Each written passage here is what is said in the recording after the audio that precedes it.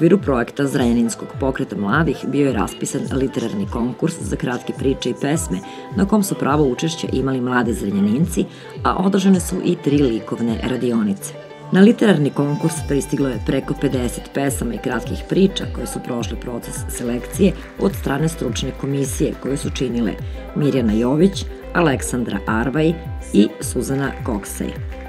Nakon odabira, najbolji radovi objavljeni su u knjizi Priča se po gradu, zbirka pesama i kratkih priča mladih Zrenjaninaca.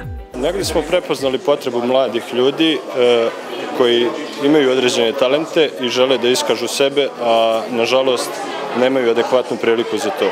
I mi smo se odlučili da kroz projekat Mladi umjetnosti pružimo im baš tu pravu priliku da iskažu sebe, da ih afirmišemo i da ih predstavimo široj javnosti. S tim u vezi organizovana je promocija knjige praćena izložbom u Omladinskom klubu. Ona te reči izgovara kroz krhke usne, drhtavim, slabašnim, ali odlučnim i prodornim glasom. A ta usta govore nemački, ruski, srpski i mađarski jezik.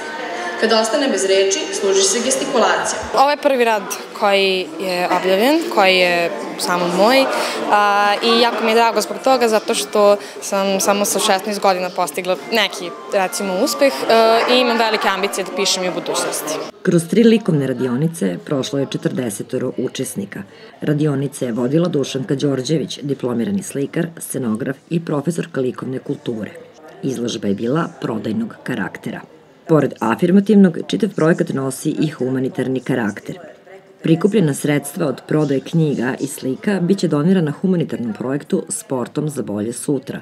Kroz pomenuti projekat se tokom cele godine prikupljaju sredstva koje će biti utrošena za poboljšanje uslova za život, obrazovanje i bavljenje sportom, dece i omladine u stanju socijalne potrebe.